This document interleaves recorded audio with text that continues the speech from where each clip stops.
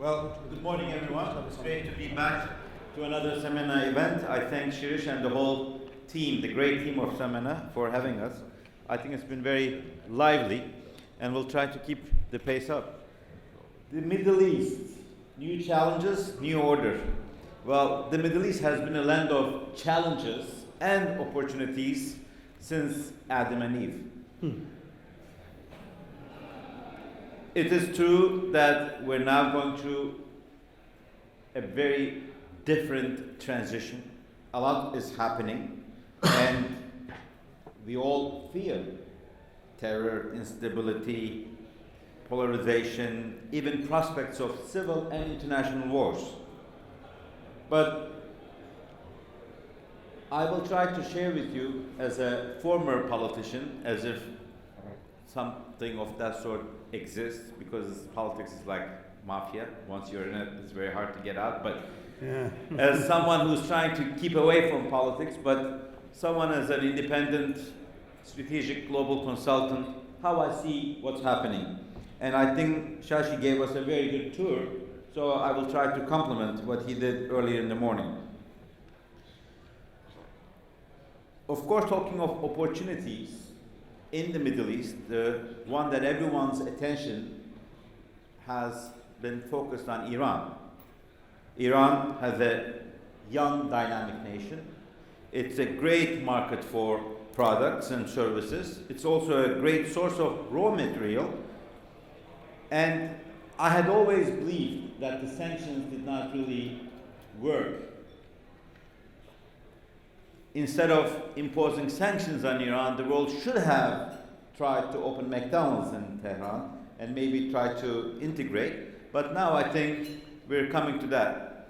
As Churchill once said, Americans always do the right thing after exploiting all the other options. We can see that in most of the Middle East issues, especially vis-a-vis Iran. As far as my native country, Turkey, is concerned, we do have some differences on regional issues, mainly the Syria question. But we have a border of 560 kilometers, and we have bilateral relations in a variety of fields, and history has taught us to respect each other. The oldest border between any two countries in the world is the Turkish-Iranian border, which has not changed an inch since 1683. We have been balancing powers in a way. But it is also not a secret that many countries complain about Iran interfering into their internal issues, which can also be the case for many other countries as well. The second country that we should have a look at is Syria. Now, the third round of talks in Geneva for a political solution are about to proceed. I personally think the principles papers by the Mistura should be focused on, and the regime has to be pressurized to negotiate the issue of political transition. Russians have to deliver the regime. We have to accept one fact about the Middle East. There is a new Middle Eastern country called Russia. They are in the Middle East, and they have worked so hard to get here, they will not leave. But we have to learn how to live with them. But this whole announcement of withdrawal of arms does not really reflect the reality on the ground. Russian strategic military assets remain in place, and Russia will have to decide whether it will help the process or will it be a part of the problem by prolonging. As far as Syria is concerned, Shirish gave a great example a while ago about India. So many different languages, castes, cultures, but democracy can function. Why shouldn't it function in Syria or any other country? Shirish told us in the morning, democracy was not given a chance, much of a chance in the Middle East. But there is now a new trend in Syria. Whoever wakes up early establishes a terrorist organization. We have to change the system to establish a political party instead. And they should have elections, and people of Syria should decide who should run Syria. and we all have to respect. If that had been the case in Egypt, for example, instead of a military revolution, if Sisi had forced the government to an election, and if he was to run against Morsi, we all know Sisi would win. That is why it's very difficult for us to, especially for us in Turkey, to digest that his own defense minister, his own chief of the military, did a coup against the elected president. But we all know Morsi had lost the popularity, the touch with the people. If Sisi could run, he was seen as the hope, and he would win. So we could see in Syria, even if Assad wins, the international community will respect it. But they're not really given a right chance. In Iraq, which is also a very difficult, problematic area, today we still see ethnic and sectarian discrimination against certain segments. Iraqi society is very divided. There's worsening in humanitarian and economic situation due to Daesh atrocities. We in Turkey are hosting more than 200,000 Iraqis that have fled into Turkey. A lot of people focus on Syrian refugees, and we have 2.7 million of them. But the fact that 200,000 Iraqis have also come to Turkey is an important signal. And the political tension in Baghdad is running very high. The cabinet reshuffle occupies their whole domestic agenda, and radical sectarian groups do not want to lose their powers that they have achieved in the past. The functioning federal order based on fair power and revenue sharing is the only remedy against Daesh. No matter what they do, I would not like to see Iraq divided. It's not in anyone's interest. No country in the region would want it.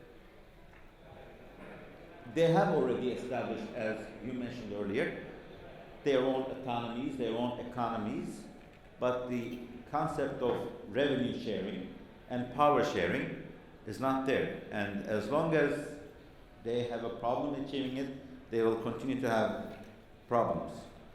Terrorism is a major challenge in the Middle East. We have been victims of PKK and Daesh as far as Turkey is concerned. But let me underline, there is no difference in the suicide bombings in Baghdad or Brussels, Lahore or Ankara, be it Daesh or PKK or DHKPC or Al-Qaeda. These are all entities that we have to fight against together. There's no country today that can fight terrorism on its own. The mighty United States was hit at the Pentagon. Their symbols of power were destroyed by 2 planes. International cooperation is a must, and at a time when UN cannot even convince its members to define terrorism, to come to a conclusion on how to deal with it, we have a major issue. And PKK has taken more than 500 lives in Turkey since July. Daesh has taken another almost 200 lives. So we feel this tension in Turkey quite a lot. As far as the situation in Libya, I think the effective implementation of the Libyan political agreement signed on December of 2015 is the only way for stability and security in this country. Who could imagine that people of Libya would be missing the days of Gaddafi? And those episodes of what's happening in Libya today are the reasons for the non-solution in Syria. Even in Iraq, people are afraid on the day after. What's going to come next? And I think we have to focus on the main problem in the Middle East, the mother of all evil, the Palestinian-Israeli conflict. There's a joke, you would know it better. the UN Secretary General decides to establish a football team where all countries are represented. And then he asks them, since we are the UN team, who are we going to play against? His assistant says, of course Israel. They're always trying to keep themselves away from the international community. And despite warnings coming from all around the world, the approach to Palestine, to Gaza, to West Bank has continued with this settlement policy. They are, in a way, putting fuel on the fire. And unless we have a concrete solution to the Palestinian problem, we will have tensions in the whole region, because we know that this is the root of all the problems, and we have to find and pressure this two-state solution. That's the only way for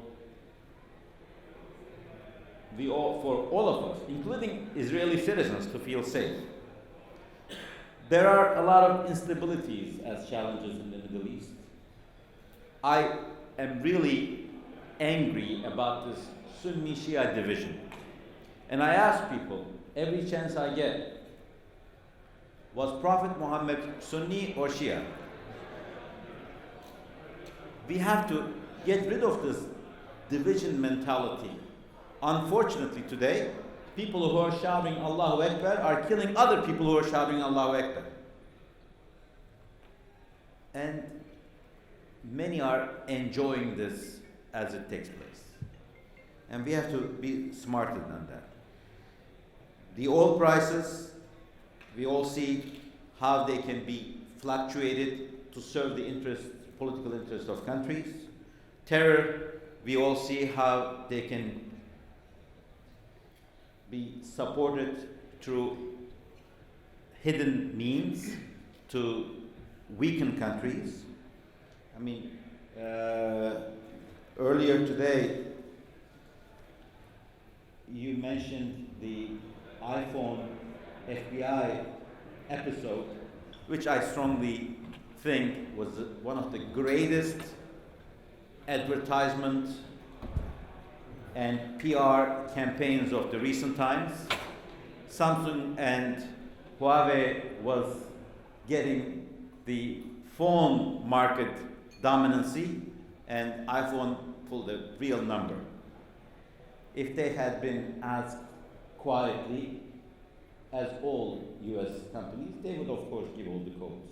They probably did. But this whole thing gave a very interesting image that iPhone is safe. I use it too, but I don't think it's safe. And this WhatsApp being encrypted, I don't buy it. Just look at this latest Panama story. It's always those who have been creating problems to the policies of certain powers who end up being on the headlines. Well, I'm not gonna blame everything on the Americans, but now there's another new joke that McDonald's has a new Obama value meal. You order whatever you want, and the guy after you has to pay the price. And last but not the least, let me tell you about Turkey. Yes, we have problems in Turkey. Yes, we have issues in Turkey. But we have a stable one-party government which controls 65% of the parliament. And in the last 13 years, Turkey has been a success story of democratic and economic reforms. In the last 13 years, Turkey's per capita income has tripled. Number of schools, universities, elementary schools, high schools, all have been tripled. Airports have been tripled. Railroad length has been tripled. Bridges, water dams, energy sector, energy production has also been tripled. 5 million new jobs were created in the last 5 years. $165 billion worth of foreign direct investment has come to Turkey in the last 13 years. And Turkish entrepreneurs have invested more than $50 billion globally in the same period. According to IMF, Turkey will continue to grow at a rate of 3.5% per year till at least 2020, but my personal estimation is going to exceed on average 4%. And our exports for 2015 were 144 billion, our imports were 207 billion. Construction sector is still booming. After China, Turkish construction companies are the second largest in terms of jobs delivered. Turkish companies have completed 8,700 projects in 107 countries worth over 325 billion US dollars.